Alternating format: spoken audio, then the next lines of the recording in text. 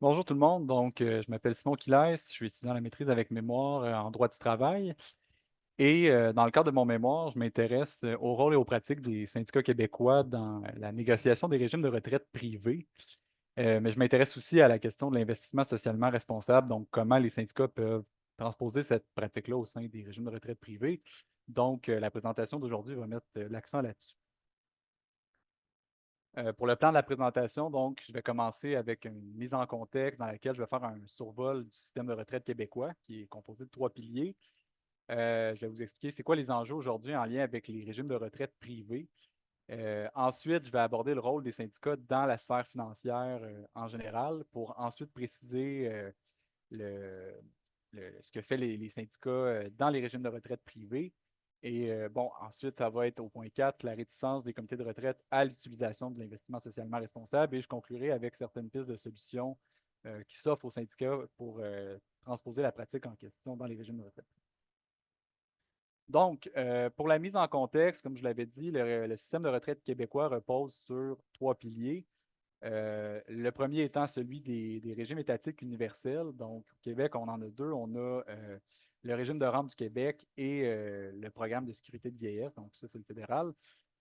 Et ce qui est intéressant à noter en lien avec ces régimes-là, c'est que les grandes centrales syndicales québécoises ont généralement critiqué assez sévèrement les régimes en question parce que elles considèrent que les prestations offertes par les régimes sont insuffisantes pour offrir un niveau de vie décent. Et en fait, la remarque, elle est plutôt juste dans l'optique où, comme ça avait été mentionné dans le cadre d'un rapport gouvernemental du Québec de 2013, donc le rapport d'Amour, en fait, c'est que plus le salarié québécois a un salaire élevé, moins le taux de remplacement de revenus va être bon à la retraite. Bon, c'est pour ça que je dis que la remarque, elle est plutôt juste.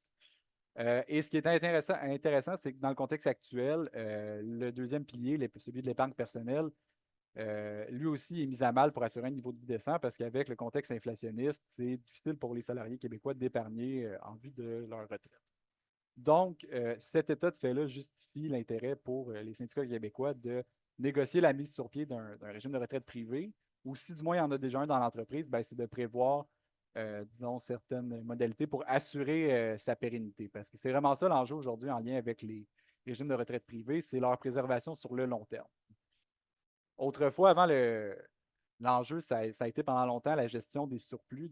Le professeur Patrick Mignot de la faculté de droit de l'Université de Sherbrooke s'est beaucoup intéressé à la bonne gouvernance des régimes de retraite, puis lui utilise l'expression crise des excédents d'actifs.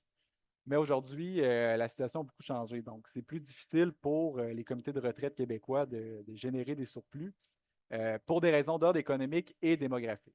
En lien avec l'aspect économique, il y a plusieurs événements qui sont venus perturber les marchés financiers au courant des dernières années, je vais me contenter de nommer la crise financière de 2008 et sinon aussi la pandémie mondiale de COVID-19 qui a affecté assez durement les rendements des caisses de retraite de tous les pays de l'OCDE. Mais le facteur le plus important, c'est le déséquilibre démographique et ce déséquilibre démographique-là frappe plus durement le Québec que les autres provinces canadiennes et même que les États-Unis. Donc, en fait, c'est que la tendance, généralement, aujourd'hui, c'est que les taux de natalité sont plus bas qu'autrefois. La proportion de gens à la retraite versus les salariés actifs aussi, elle est plus importante. Et l'espérance de vie a augmenté. Dans le cadre d'un régime de retraite à prestations déterminées, ça peut poser un problème parce que ces régimes-là sont administrés et gérés en fonction du taux de mortalité anticipé. Donc, vous l'aurez deviné, si on a plus de retraités qu'autrefois et que ces retraités-là vivent plus longtemps, ça peut générer des déficits actuariels auxquels l'employeur va devoir pallier. Et dans un régime à prestations déterminées, en fait, le risque repose sur l'employeur. Donc, c'est généralement l'employeur qui va renflouer les coffres en cas de déficit. Donc, c'était simplement pour vous montrer ici que, en fait, ce contexte démographique et économique-là vient menacer la pérennité des régimes de retraite privés au Québec et fait en sorte que ces régimes-là sont vraiment mis sous tension. Euh, J'avais pris quelques cas de figure pour illustrer cette mise en contexte-là, du moins pour vous montrer que c'est pris en considération par les tribunaux dans le cadre de l'élaboration du droit. Je ne rentrerai pas trop dans les détails, mais surtout pour le cas dans le secteur public. La réalliance, en fait, je trouve que ça illustre bien ce contexte-là. Ça a été rendu par la Cour d'appel du Québec en mai 2023. Il y a quelques semaines, la Cour suprême du Canada a rejeté la requête en appel, donc le jugement est final. Donc, dans cette affaire-là, la Cour d'appel du Québec devait se prononcer sur la constitutionnalité de la loi 15, donc la loi qui venait restructurer les régimes de retraite à prestations déterminées dans le secteur municipal. Et essentiellement, ce que la loi venait faire, c'était qu'elle imposait aux partis le partage à coût égal, donc entre l'employeur et le syndicat, pour la participation du régime. Donc, on venait retirer de la négociation certains sujets. La Cour d'appel a dit que oui, il y avait une entrave à la liberté d'association des salariés du secteur municipal. Par contre, l'atteinte en question, elle était justifiée sous l'article 1er de la Charte canadienne. Pourquoi? En raison, justement, des pressions démographiques et économiques qui ont été, que je vous ai identifiées précédemment. En lien avec le secteur privé, en fait, vous vous doutez que, bon, dans le secteur privé, les conséquences peuvent être beaucoup plus graves parce qu'on ajoute l'enjeu de la faillite qu'on ne retrouve pas dans le secteur public. Et un des cas de figure, c'est Sears Canada, qui s'était terminé par une faillite d'entreprise. Donc, on a des retraités qui ont tout perdu. Dans le cas de White Birch, c'était un peu différent parce que c'était une restructuration d'entreprise, mais malgré tout, les conséquences sont assez importantes parce qu'on a des retraités qui ont perdu du jour au lendemain le quart de leur prestation de retraite. Donc, c'était pour vous montrer le contexte dans lequel on est en lien avec les régimes de retraite. Et la littérature s'est intéressée à la bonne gouvernance des régimes de retraite en question. Par contre, on a très peu d'informations sur ce qui se situe en amont de tout ça lorsqu'on est en contexte syndiqué. C'est-à-dire, on ne sait pas c'est quoi exactement le rôle du syndicat, ou du moins, c'est les pratiques syndicales en lien avec la négociation des régimes. Donc, ça m'avait mené à ma première question qui est quel est le rôle de l'acteur syndical dans le cadre de la négociation des régimes de retraite privés. Et pour répondre à la question, je pense que c'est important d'adopter une perspective d'ensemble, c'est-à-dire de vérifier ce que les syndicats québécois font dans la sphère financière en général et dans les autres piliers de la retraite. Donc, en lien avec le pilier de l'épargne personnelle, on constate que les grandes centrales syndicales québécoises vont créer des outils d'économie sociale. Je n'ai pas été exhaustif sur la diapositive. Il y a plus d'outils d'économie sociale que ça. J'ai simplement retenu celles qui me semblaient les plus pertinentes. Donc, on a Bâtirante qui a été créé par la CSN il y a déjà presque 40 ans. Il s'agit ici d'un cabinet de services financiers qui met l'accent sur la pratique de l'investissement socialement responsable, sur l'intégration des facteurs ESG. Donc, ça permet de prendre l'épargne personnelle des salariés québécois pour faire l'investissement socialement responsable. Puis bon, on a aussi le Fonds de solidarité FTQ qui est tout fin pratique la même chose. Donc, c'est simplement que c'est une centrale syndicale différente. Donc, dans ces outils-là, il y a cette idée de trouver une sorte d'équilibre entre la rentabilité financière et la protection de l'environnement. Et aussi d'assurer un développement économique durable. Donc, lorsqu'on regarde les différents rapports, c'est ça qui ressort.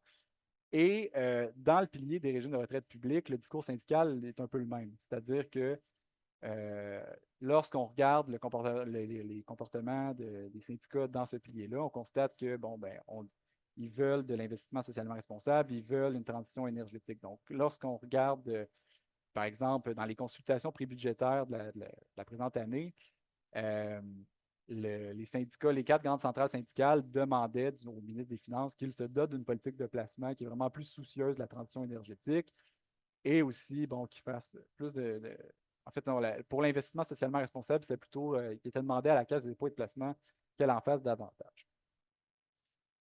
Euh, Quelques éléments de définition avant de poursuivre avec les régimes de retraite privés. Ça fait plusieurs fois que je parle d'investissement socialement responsable. Je voulais juste préciser qu'en fait, il n'y a pas de consensus sur la définition de cette pratique-là. Il y a plusieurs définitions différentes. Il n'y a même aussi pas de consensus sur la classification des stratégies. Donc, des fois, il y a des auteurs ou des organismes qui vont dire qu'il y a cette stratégie d'investissement socialement responsable, d'autres deux, d'autres trois. La seule chose que je voulais mettre en lumière aujourd'hui, c'est que, en fait, j'en ai ciblé deux et c'était pour montrer le contraste entre le fait que, bon, dans une perspective, dans une stratégie qui est plus traditionnelle, disons, d'investissement socialement responsable, le profit n'est pas vraiment important et on mise davantage, on met davantage l'accent sur les valeurs éthiques et morales. Alors que dans une stratégie d'ISR élargie, là, ça correspond un peu plus à ce qu'on retrouve dans les outils syndicaux, c'est-à-dire qu'on veut trouver quand même un équilibre, on veut du profit, mais on veut aussi que ça respecte, on veut aussi protéger l'environnement, puis on veut être soucieux de ces questions-là. Vous allez voir pourquoi plus tard j'ai fait cette distinction-là. Donc, maintenant, en lien avec les régimes de retraite privés, donc Au Québec, en vertu du Code du travail, c'est une condition de travail. Le régime de retraite privée dans l'entreprise, c'est une condition de travail, donc les partis peuvent négocier sur ce sujet-là. La particularité, par contre, ce qui rend l'incursion des syndicats un peu plus difficile dans ce pilier-là, c'est qu'on ajoute un acteur, qui est le comité de retraite. Donc, au Québec, en vertu de la loi sur les régimes complémentaires de retraite, euh, tous les régimes de plus de 25 participants doivent être administrés par un comité de retraite, qui est en théorie indépendant de l'employeur et du syndicat. Euh, le comité en question, les membres qui vont y siéger vont être nommés par l'employeur et le syndicat si on est en contexte syndiqué. La loi prévoit une représentation minimale sur le comité pour les partis. Par contre, il n'y a absolument rien qui empêche l'employeur de nommer la majorité des membres sur le comité. Et la nomination des membres du comité, c'est un enjeu au regard de la gouvernance des régimes de retraite parce que il y a une divergence d'intérêts entre les intérêts de l'employeur et du syndicat. Et cette divergence-là peut créer des complications dans la mise en œuvre des pouvoirs du comité.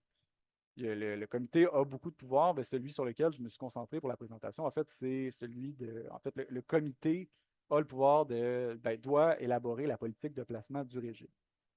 Et le fait qu'il y ait une divergence d'intérêts, ça peut créer des complications. Puis un cas de figure qui est intéressant, en fait, c'est l'affaire Gourdeau. Donc, dans cette affaire-là, on avait le comité de placement de l'Université de Montréal qui avait investi une partie des fonds de la caisse de retraite dans un fonds alternatif, un hedge fund des îles Vierges britanniques, qui sont connus pour être un paradis fiscal, et ça avait résulté en des pertes d'environ 100 millions de dollars. C'est allé devant les tribunaux. Malheureusement, on n'a pas eu de jugement sur le fond, mais au terme d'une longue saga judiciaire, il y a eu une transaction entre les parties. Et dans la transaction, on constate que, en fait, maintenant, l'employeur laissait un peu plus de place au syndicat sur le comité en question. Donc, c'est simplement pour montrer que le syndicat a un intérêt à négocier la composition du comité de retraite et à essayer d'imposer sa vision en lien avec l'investissement socialement responsable qu'on retrouve dans les autres piliers. Mais malgré tout, on peut penser que les syndicats ne sont pas très actifs là-dessus parce que, encore à ce jour, il y a une réticence de la part des comités de retraite à intégrer la pratique de l'investissement socialement responsable. Et pour comprendre d'où provient cette réticence-là, il faut analyser les différentes dispositions de la loi sur les régimes complémentaires de retraite, mais aussi celle du Code civil du Québec qui s'applique de manière complémentaire, donc la section sur les fiducies et l'administration du bien d'autrui. Bon, tout d'abord, en lien avec la loi sur les régimes complémentaires de retraite, donc, la loi nous dit que la caisse de retraite du régime, c'est un patrimoine fiduciaire, c'est un patrimoine d'affectation. Le fiduciaire, c'est le comité de retraite. Et le comité de retraite, on nous dit qu'il doit agir avec honnêteté et loyauté dans le meilleur intérêt des participants et des bénéficiaires. Par contre, la loi ne définit pas c'est quoi ce meilleur intérêt-là. Donc, il faut plutôt se tourner du côté du Code civil du Québec. Et lorsqu'on va dans la section sur les fiducies, l'article 1278 nous dit que le fiduciaire est chargé de la pleine administration. Donc, le comité de retraite est chargé de la pleine administration. Et pour la pleine administration, on nous dit que l'objectif, en fait, le devoir, c'est de faire fructifier le bien, accroître le patrimoine ou en réaliser l'affectation. Lorsqu'on regarde du côté de la doctrine, comment les auteurs interprètent ce devoir-là, euh, l'objectif général, c'est un objectif de rentabilité. Et quand on se déplace en contexte de gestion de portefeuille, ce devoir de fiduciaire-là, ben, en fait, c'est de trouver le meilleur avantage le meilleur avantage financier à l'exclusion de toute tentative de moralité ou d'éthique. Donc, oui, la citation est un peu vieille, elle date de 1994, mais quand même, c'est pour vous montrer la position traditionnelle du droit civil à l'égard de ce devoir-là. Donc, ça amène la deuxième question. Comment les syndicats peuvent inciter les comités de retraite à intégrer la pratique de l'investissement socialement responsable dans les politiques de placement? Quelques pistes de solutions. Bon, la première, les syndicats n'ont pas vraiment ça ne repose pas uniquement sur les syndicats parce que c'est une solution législative, mais du moins lorsque les syndicats vont en commission parlementaire, ils peuvent faire pression sur le législateur. Mais ça serait de carrément prévoir dans la loi, en fait, que l'administrateur du régime, que le comité de retraite, dans le fond, puisse intégrer les facteurs ESG sans que ça soit une entorse à son devoir de fiduciaire. Et en fait, c'est une solution qui a déjà été retenue ailleurs au Canada, donc au Manitoba. le législateur manitobain, dans sa loi sur les prestations de pension, qui est l'équivalent de la loi sur les régimes complémentaires de retraite, a prévu une disposition qui dit que l'administrateur qui utilise des critères de nature non financière ne contrevient pas à son devoir de fiduciaire ni à la loi. Mais malgré tout, en fait, les syndicats n'ont pas besoin d'attendre une intervention du législateur. Ils pourraient immédiatement faire pression sur les comités de retraite et il y aurait, à mon avis, un argument fondé sur le risque à faire. C'est-à-dire que la loi sur les régimes complémentaires de retraite prévoit que le comité de retraite doit se doter d'un règlement intérieur et le règlement intérieur en question doit fixer, on nous dit au paragraphe 6 de l'article 151.2 qu'il doit prévoir les mesures à prendre pour gérer les risques. Et la gestion de risque, elle a beaucoup évolué. Et Loïc en a parlé un peu dans sa présentation, mais aujourd'hui, il y a une reconnaissance de la part des acteurs du milieu financier à l'effet que les changements climatiques sont des risques systémiques, c'est-à-dire qu'ils peuvent perturber l'ensemble du système financier et affecter à long terme les rendements des caisses de retraite. Donc, si je m'étais appuyé sur les écrits de l'Association canadienne des organismes de contrôle des régimes de retraite, donc l'ACOR, qui est l'organisme régulateur en lien avec les régimes de retraite. Et évidemment, ces lignes directrices ne sont pas normatifs, mais ça a, je dirais, une influence dans la manière que les comités de retraite ou les administrateurs des régimes de retraite se comportent. Et l'accord aussi nous dit, dans une ligne directrice de juin 2022, que le fait de ne pas prendre en compte les facteurs ESG, éventuellement, ça pourrait constituer un manquement à l'obligation de fiduciaire. Donc, les syndicats pourraient très bien faire des pressions sur les comités de retraite, leur demander ce qu'ils font avec la gestion du risque pour savoir comment ils intègrent les facteurs ESG. S'ils ne le font pas, pourquoi ils ne le font pas? Mais d'exiger qu'ils en fassent davantage de ce côté-là, parce que ça pourrait être une entorse à leur devoir de fiduciaire. Et évidemment, il ne faut pas perdre de vue que oui, un régime de retraite, une caisse de retraite a une certaine obligation de rentabilité parce que l'employeur, lui, il a l'obligation de verser les prestations. Les retraités, eux, sont souvent plus en mesure de se refaire une santé financière, donc ils s'attendent à un certain rendement aussi. Donc, évidemment, l'investissement socialement responsable qui est basé uniquement sur des considérations éthiques et morales où on fait abstraction de la rentabilité, ça ne se justifierait pas très bien. Par contre, l'autre stratégie que j'avais parlé, l'ISR élargi, où on cherche un équilibre entre les deux, à mon avis, en fonction de cette gestion du risque-là, ça serait tout à fait cohérent et logique de la part des syndicats de faire de la pression pour que les comités de retraite aillent de l'avant avec cette stratégie-là. Donc, ça conclurait ma présentation.